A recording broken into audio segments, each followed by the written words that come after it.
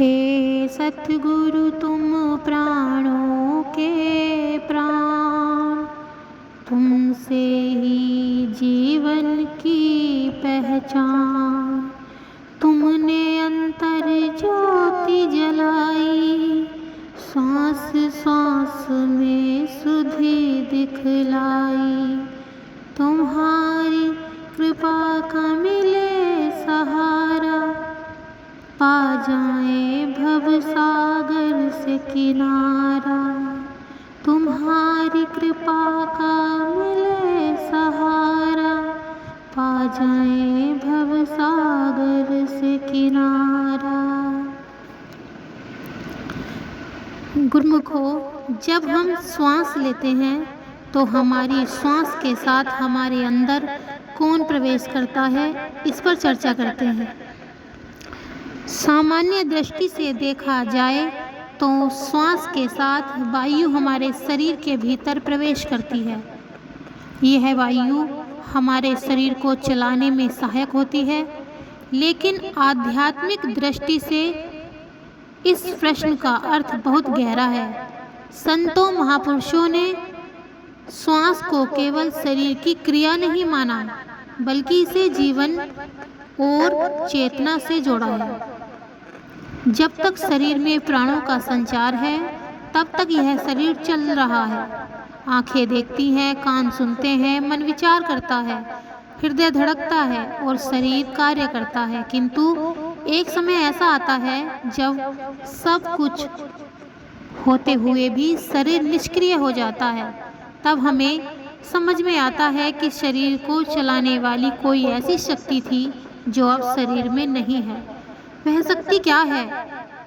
वह शक्ति है प्राण चेतना, जो परमात्मा की ओर से हमें प्राप्त जीवन शक्ति है।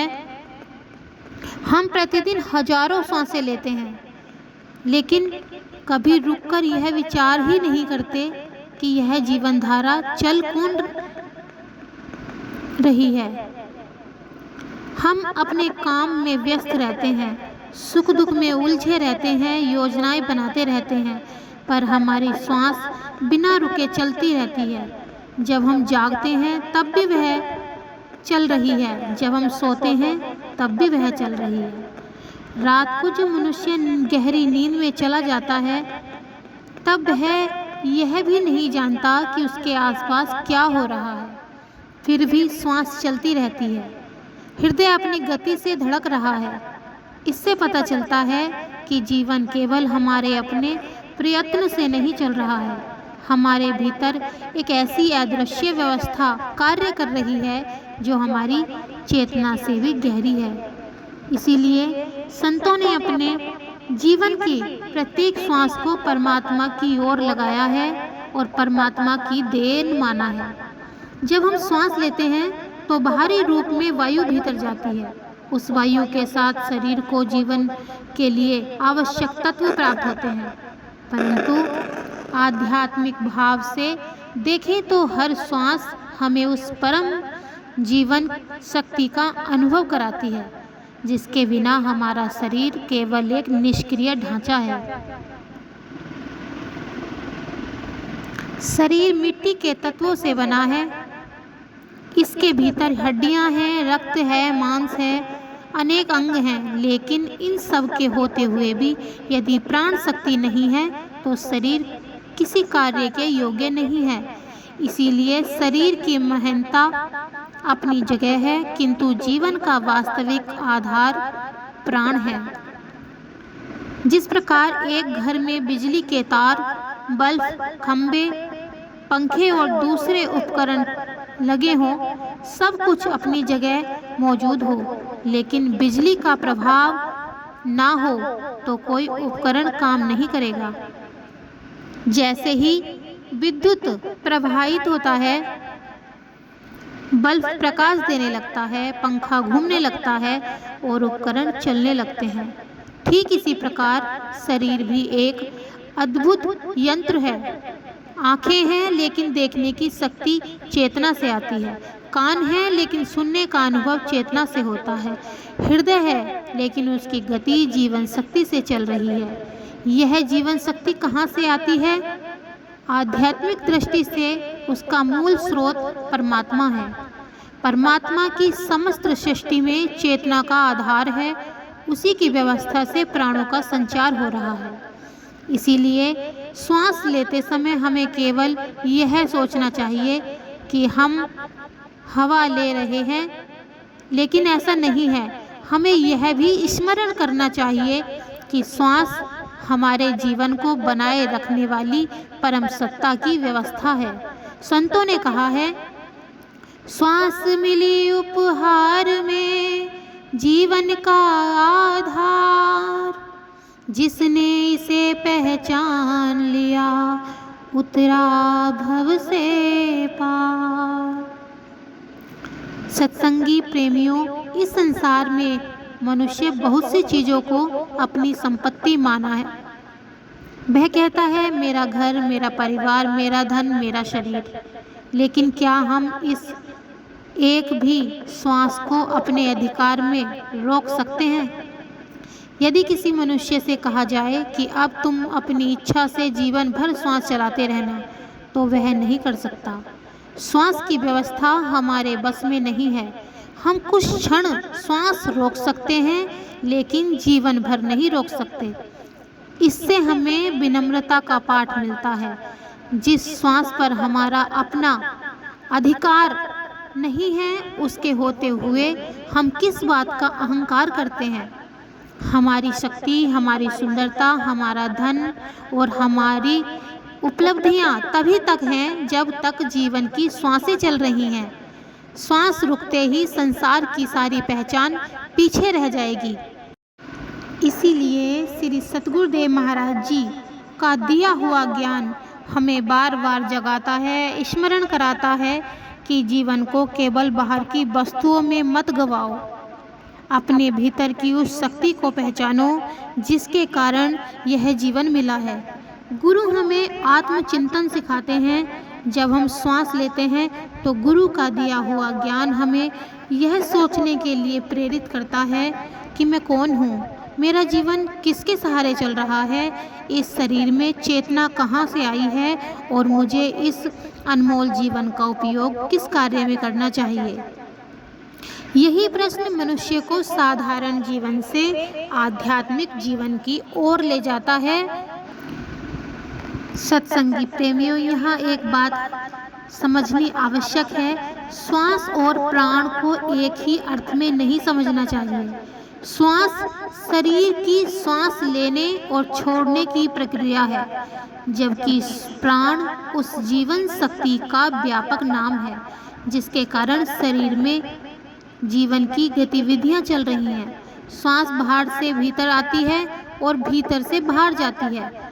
यह दिखाई नहीं देती, लेकिन इसका अनुभव किया जा सकता है। प्राण शक्ति उससे भी सूक्ष्म है। हम उसे आँखों से नहीं देखते, लेकिन जीवन के होने से उसका अनुभव करते हैं। इसीलिए जब हम कहते हैं कि श्वास के साथ हमारे अंदर कौन प्रवेश करता है, तो बाहरी उत्तर है वायु, लेकिन आध्यात्मिक चिंतन का उत्तर है कि यह श्वास हमारे भीतर प्राणों के संचार और परमात्मा की जीवन व्यवस्था की याद दिलाती है। हमें यह समझना चाहिए कि परमात्मा कोई व्यक्ति की तरह हर श्वास के साथ बाहर से अंदर आता और बाहर जाता नहीं है। परमात्मा सर्वव्यापक है। वह पहले से ही हर कण कण में व्याप्त है। संतों ने कहा है, घट घट में वह राम रहा, कण कण उसका वास, बाहर उसको ढूंढता, भीतर बैठा पास। परमात्मा को बाहर से आने वाला अतिथि न समझें, वह तो सृष्टि के भीतर और बाहर सर्वव्यापक है। श्वास हमें केवल यह अवसर देती है कि हम जीवन के इस गहरे रहस्य को समझें।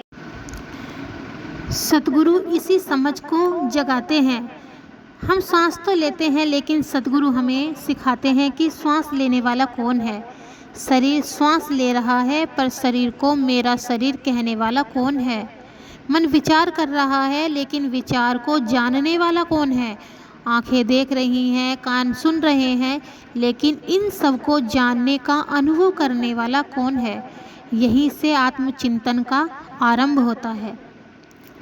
उपनिषद में एक बात है, प्राचीन ऋषियों के सामने भी यही प्रश्न था कि शरीर को चलाने वाली सबसे बड़ी शक्ति कौन सी है? वे कहते हैं कि शरीर के अंगों को अपनी अपनी शक्ति का गर्व हुआ। वाणी को लगा कि मेरे बिना शरीर का कोई महत्व ही नहीं है। आँखों ने कहा कि संसार का दर्शन मैं कराती हूँ। कानों ने कहा कि मैं न रहूँ तो कोई सुन ही नहीं सकता। फिर एक एक करके उन शक्तियों का प्रभाव कम हुआ। मनुष्य बोल न सका, फिर भी जीवित रहा। वह देख न सका, फिर भी जीवित रहा। सुनने की शक्ति भी ना रही, फिर भी शरीर में जीवन था। लेकिन जब प्राण के जाने की बात आई, तब सभी शक्तियाँ विचलित हो गईं।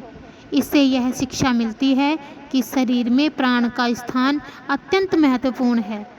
जिस प्रकार किसी राज्य में राजा की व्यवस्था से सभी विभाग चलते हैं, उसी प्रकार शरीर की अनेक क्रियाएं जीवन शक्ति की उपस्थिति से चलती हैं।